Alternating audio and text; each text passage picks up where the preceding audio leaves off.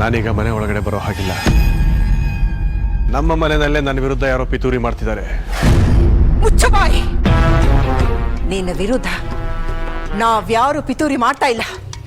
ನೀನು ನಮ್ಮ ವಿರುದ್ಧ ಪಿತೂರಿ ಮಾಡ್ತಾ ಇರೋದು. ಏನಮ್ಮ ಹೇಳ್ತಿದೀಯಾ? ಏಯ್, ನೀನು ವಿಷ್ಣು ರೂಪದಲ್ಲಿ ಬಂದ್ರೆ ನನಗೆ ಗೊತ್ತಾಗೋದಿಲ್ಲ ಅಂತ ತಿಳ್ಕೊಂಡಿದ್ದೇನೆ ನಾಗಿಣಿ.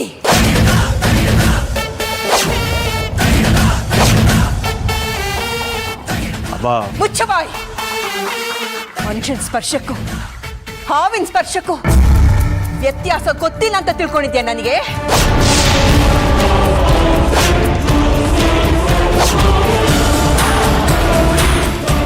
ಅಮ್ಮ, ನಿನ್ನೆ ಕೇಳ್ತಾ ಇರೋದು.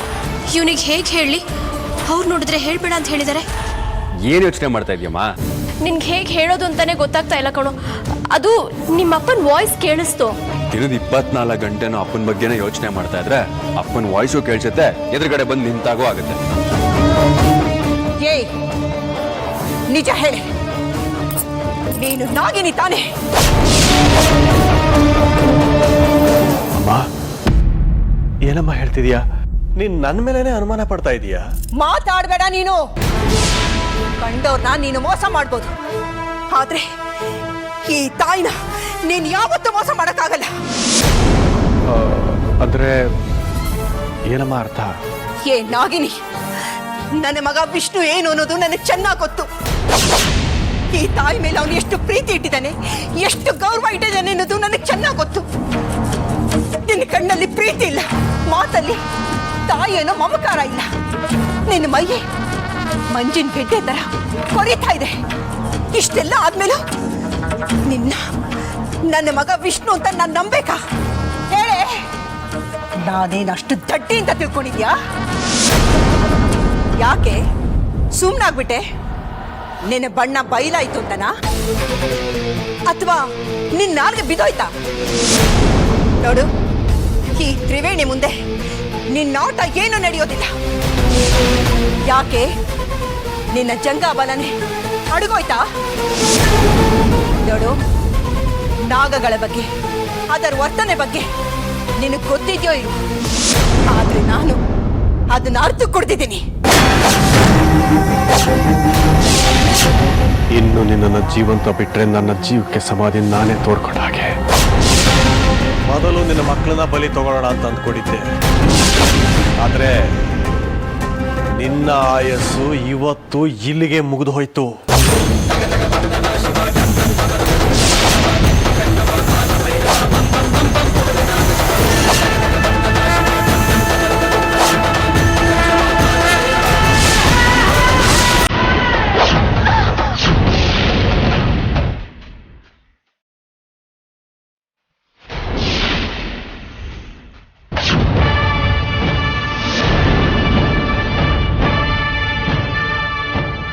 ನಾನೇನ್ ತಪ್ಪಾಡಿದ್ದೀನಿ ಅಂತ ನನ್ನನ್ನು ಕಚ್ಚದೆ ನೀನು ಮಾಡಿರೋ ತಪ್ಪು ಒಂದೋ ಎರಡೋ ಎಣಿಸ್ತಾ ಹೋದ್ರೆ ಬೇಕಾದಷ್ಟು ಸಿಗುತ್ತವೆ.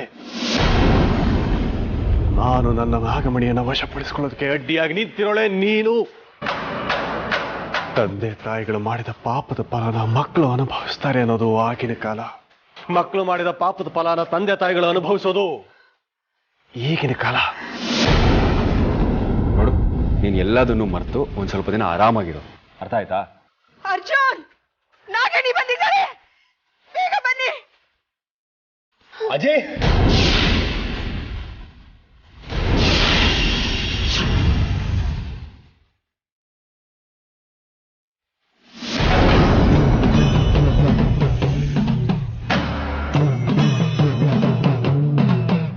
ಅಜ್ಜಿ, ಏನಾಯ್ತು ಅಜ್ಜಿ?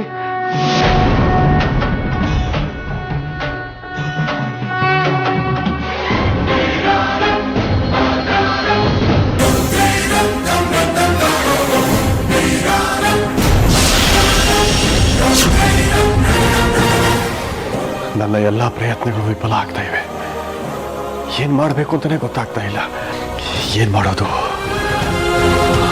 ಆ ತ್ರಿವೇಣಿಗೆ ಬೇರೆ ನಾನೇ ನಾಗಿಣಿ ಅಂತೇಳಿ ಖಾತ್ರಿಯಾಗಿ ಹೋಗಿದೆ.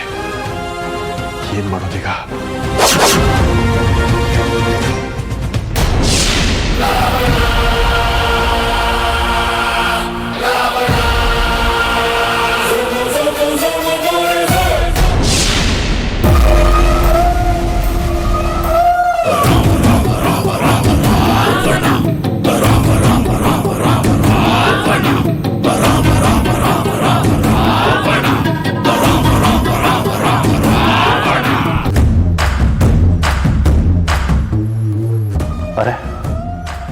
ನೋಡಿ ಸಹ ಇವನು ಸುಮ್ಮನೆ ಇದ್ದಾನೆ ಅಂದರೆ ಇವನಿಗೆ ನಾನು ಬಂಧಿಸಿದ್ದು ಮರ್ತೋಗಿದ್ಯಾ?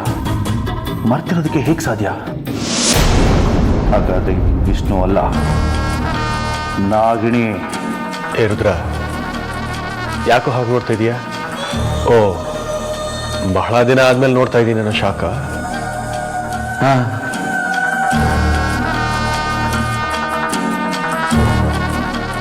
ಏಯ್ ನಾಗಿಣಿ, ನೀನು ವಿಷ್ಣು ರೂಪದಲ್ಲಿ ಬಂದರೆ ನನಗೆ ಗೊತ್ತಾಗೋದಿಲ್ಲ ಅಂತ ಅಂದ್ಕೊಂಡಿದ್ಯಾ?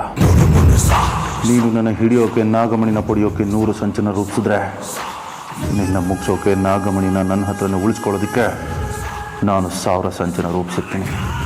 ನಾನು ಅಮೃತ ಅನ್ನೋದು ಶಿವನಿಗೆ ಗೊತ್ತಾಗೋಯ್ತಾ? ಇವಳಿಗೆ ಏನು ಹೇಳಿ ಹೊರಗೆ ಕರ್ಕೊಂಡು ಹೋಗೋದು? ಇಲ್ಲ, ಇದಕ್ಕೇನಾದರೂ ಯೋಚನೆ ಮಾಡಲೇಬೇಕು. ಇವನು ಯಾಕೆ ಹೀಗೆ ಯೋಚನೆ ಮಾಡ್ತಾ ಇದ್ದಾನೆ?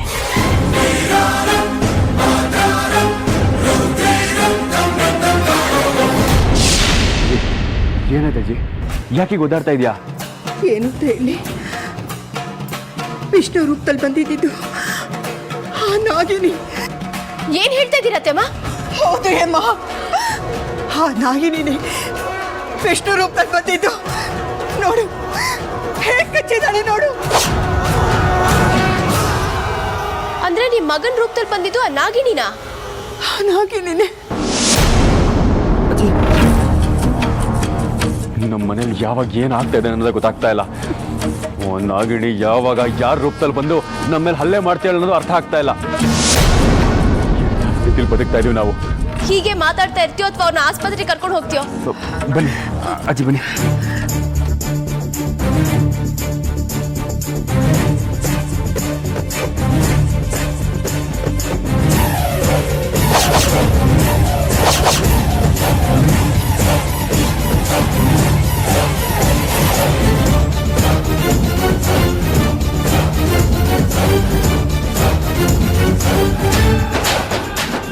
ಯಾಕೋ ಹಾಗೆ ನೋಡ್ತಿದೀಯಾ?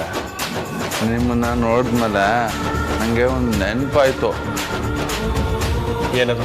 ಹೌದು, ನೀನು ಆ ಮಣ್ಣಿನ ಎಲ್ಲಿಟ್ಟೆ ಅನ್ನೋದು.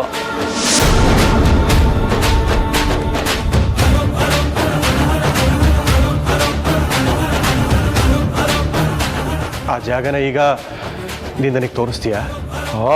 ತೋರಿಸ್ತೀನಿ. ಹಾಗೆ ನೀನು ಸೇರ್ಬೇಕಾದ ಜಾಗಕ್ಕೆ ನಾನು ಬೇಗ ಸೇರಿಸ್ತೀನಿ ನಿನ್ನ. ಏನಂತೆ? ಆ ಜಾಗ ನನಗೆ ಗೊತ್ತು, ತೋರಿಸ್ತೀನಿ ಅಂದೆ. ನಡಿ ತೋರಿಸು. ನಾಗಿಣಿ, ಇದನ್ನು ನಾನು ಸಮರ್ಥವಾಗಿ ಉಪಯೋಗಿಸ್ಕೊಂಡು ನಿನ್ನನ್ನು ಈ ಮನೆಯಿಂದ, ಈ ಲೋಕದಿಂದನೇ ಇಲ್ಲ ಅನ್ನಿಸ್ಬೇಕು.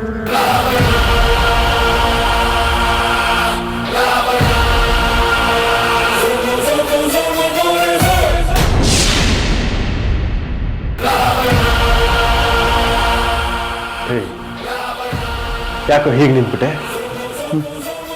ಅಣ್ಣ, ಇದು ನಿಂದೆ ತಾನೇ ರೂಮು? ನಾಗಮಣಿನ ಇಡ್ತಿದ್ದು, ಪೂಜೆ ಮಾಡ್ತಿದ್ದು ನೀನೇ ತಾನೇ? ಹಾಂ ಹೌದು. ಮತ್ತೆ ನಾಗಮಣಿ ಎಲ್ಲಿಟ್ಟಿರ್ತೀನಿ ಅಂತ ಗೊತ್ತಿರಬೇಕಲ್ಲ? ಹಾಂ ಗೊತ್ತಿತ್ತು, ಆದರೆ ಈಗ ಎಲ್ಲಿಟ್ಟಿದ್ದೀನಿ ಅಂತೇಳಿ ಮರ್ತೋಗ್ಬಿಟ್ಟಿದೆ. ಸುಳ್ಳು!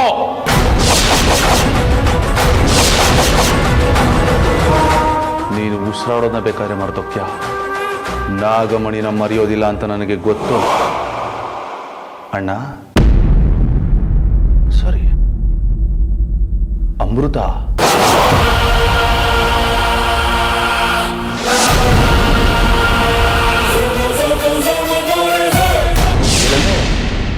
ಅಮೃತನ? ಯಾರು ಅಮೃತ? ನಾನು ವಿಷ್ಣು, ಅಮೃತ ಅಲ್ಲ. ಯಾಕೆ ಹೀಗೆ ಮಾತಾಡ್ತಿದೀಯಾ?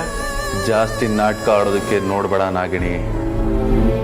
ನಿನ್ನ ನಾಟಕ ನೋಡಿ ಚಪ್ಪಾಳೆ ತಟ್ಟಿ ಶಿಲೆ ಹಾಕೋದಕ್ಕೆ ನಾನು ಪ್ರೇಕ್ಷಕ ಅಲ್ಲ. ರುದ್ರ, ರುದ್ರ, ನಿನ್ನ ಪಾಲಿಗೆ ಪ್ರಳಯ ರುದ್ರ. ಅಂದರೆ ನೀನು ಆರೋಗ್ಯವಾಗೇ ಇದೀಯಾ? ಹೌದು. ಇಷ್ಟು ದಿನ ನೀನು ಮಾಡಿದ್ದು ನಿನಗೆ ಮಾತ್ರ ನಾಟಕ ಮಾಡಿ ಎಲ್ರೂ ನಂಬಿಸೋ ಶಕ್ತಿ ಇದೆ ಅಂತ ನೀನು ಅನ್ಕೋಬೇಡ. ಇಷ್ಟಕ್ಕೆ ನೀನು ಬೇವ್ರಿ ಬೆದ್ರೋದ್ರೆ ಹೇಗೆ ಅಣ್ಣ? ನಿನಗೆ ಇನ್ನೂ ಒಂದು ಗಾಬರಿ ಆಗೋ ವಿಚಾರ ಇದೆ. ಏನದು? ನಿನ್ನ ಗುಂಡಿಗೆನ ಗಟ್ಟಿ ಮಾಡ್ಕೋ. ಅದನ್ನು ಕೇಳಿದ್ರೆ ನಿನ್ನ ಗುಂಡಿಗೆನೋ ನಿಂತು ಹೋಗುತ್ತೆ, ನಿನ್ನ ಪ್ರಾಣನೂ ಹಾರೋಗುತ್ತೆ. ನಾಗಮಣಿ ವಿಷ್ಣು ಹತ್ರ ಇಲ್ಲ, ನನ್ನ ಹತ್ರ ಇದೆ. ಈಗ ನಾಗಮಣಿಗೆ ಅಧಿಪತಿ ನಾನೇ, ಈ ಪ್ರಪಂಚಕ್ಕೆ ಅಧಿಕಾರಿ ಸರ್ವಾಧಿಕಾರಿ ನಾನೇ.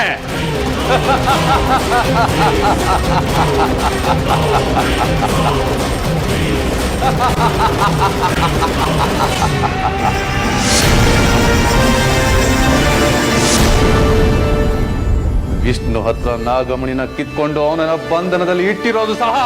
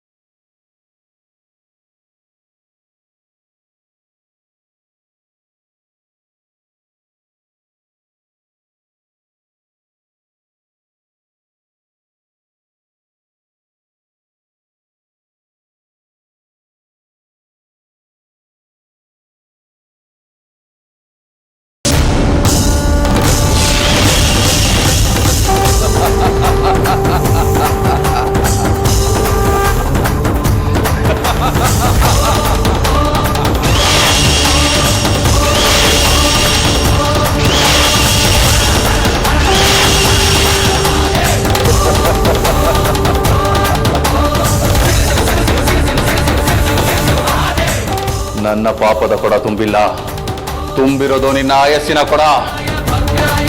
ನೀನು ನನ್ನ ಮೇಲೆ ನಿನ್ನಲ್ಲಿರೋ ಎಲ್ಲ ವಿಷಯನೂ ಕಕ್ಕಿದ್ರೂ ಸಹ ನನ್ನನ್ನು ಏನು ಮಾಡೋದಕ್ಕಾಗೋದಿಲ್ಲ.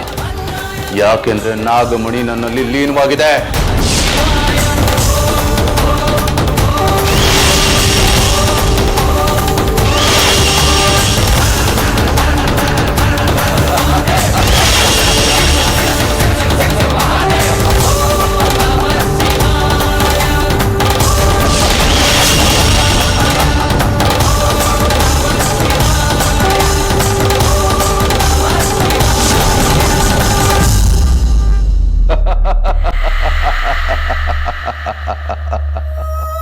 ನಿನ್ನ ಅಂತ್ಯ ಸಮೀಪದಲ್ಲೇ ಇದೆ. ನೀನು ಯಾವುದೇ ಕಾರಣಕ್ಕೂ ಬದುಕೋದಕ್ಕೆ ಸಾಧ್ಯ ಇಲ್ಲ. ನನ್ನ ರಕ್ಷಣೆಗೆ ಆ ನಾಗಯೋಧ ಬಂದೇ ಬರ್ತಾನೆ, ಬಂದೇ ಬರ್ತಾನೆ.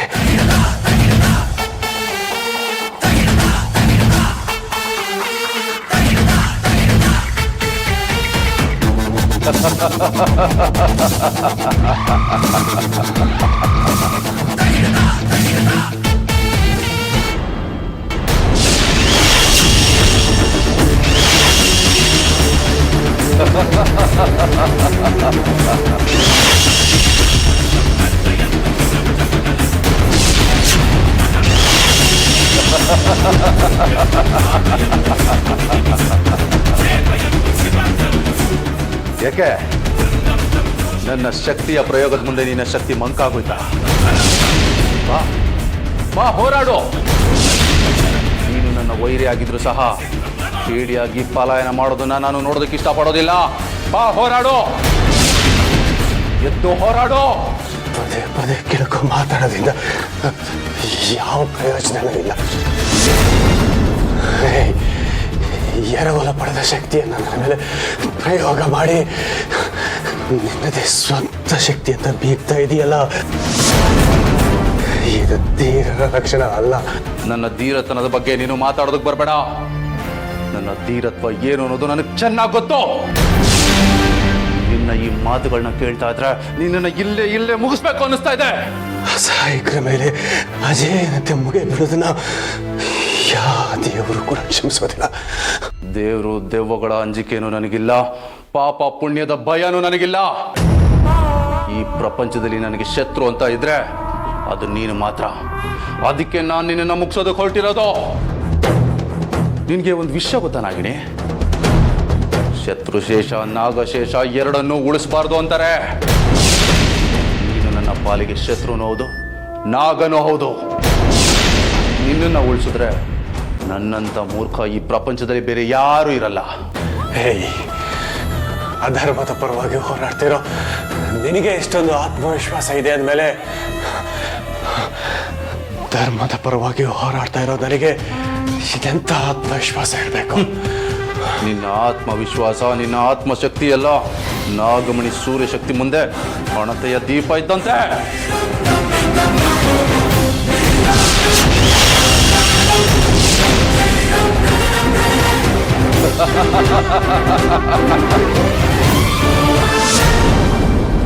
ನೀನೇನೇ ಮಾಡಿದ್ರು ನನ್ನ ಜೀವನ ತೆಗೆದುಕೊಳ್ಳಕ್ಕಾಗೋದಿಲ್ಲ. ಯಾಕೆಂದ್ರೆ ನನ್ನನ್ನು ಕಾಪಾಡೋದಕ್ಕೆ ಅಂತೇಳಿ ಆ ದೇವರು ನಾಗಯೋಧನನ್ನ ಬೋಧಕಕ್ಕೆ ಕಳಿಸಿದ್ದಾನೆ. ಅವನು ಬಂದು ನನ್ನ ಕಾಪಾಡ್ತಾನೆ. ಒಂದು ಸಲ ನಿನ್ನ ರಕ್ಷಣೆಗೆ ಬಂದ ಮಾತ್ರಕ್ಕೆ ಪದೇ ಪದೇ ನಿನ್ನ ರಕ್ಷಣೆಗೆ ಬಂದು ನಿಲ್ತಾರೆ ಅನ್ನೋ ಮೂರ್ಖ ನಂಬಿಕೆಯಲ್ಲಿ ಬದುಕಬೇಡ ನೀನು. ನಾಗಯೋಧರನ್ನ ದೇವರು ಸೃಷ್ಟಿ ಮಾಡಿರೋದೇ ನಾಗಗಳ ಸಂಕಷ್ಟದಲ್ಲಿರುವಾಗ ರಕ್ಷಣೆ ಮಾಡಬೇಕು ಅಂತ. ಅಂದು ನನ್ನನ್ನು ರಕ್ಷಣೆ ಮಾಡಿದ ನಾಗಯೋಧ ಎಂದು ಮತ್ತೆ ಬಂದೇ ಬರ್ತಾನೆ.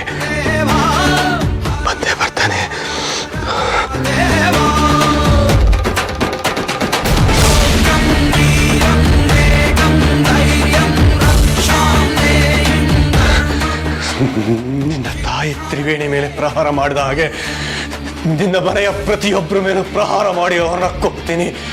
ಆಗ ನಿನ್ನ ವಂಶ ನಿರ್ವಂಶ ಆಗುತ್ತೆ. ಅದು ನಿನ್ನ ಭ್ರಮೆ. ನಮ್ಮ ಮನೆಯಲ್ಲಿರೋರ್ಗೆ ಯಾರಿಗೆ ಏನೇ ತೊಂದರೆ ಆದ್ರೂ ಅವ್ರನ್ನ ಸುಲಭ ಕಾಪಾಡ್ಕೊಳ್ತೀನಿ. ಯಾಕೆಂದ್ರೆ ನಾಗಮಣಿ ನನ್ನ ಹತ್ರ ಇದೆ. ವಿಶ್ವದ ಅತ್ಯಮೂಲ್ಯವಾದ ಶಕ್ತಿನೇ ನನ್ನ ಹತ್ರ ಇದ್ಮೇಲೆ ನಾನು ಯಾರಿಗಾಗಿ ಯಾಕೆ ಹೆದರ್ಬೇಕೋ, ಯಾರಿಗೋಸ್ಕರ ಯಾಕೆ ತಲೆ ಬಾಗ್ಬೇಕೋ ಹೇಳೋ.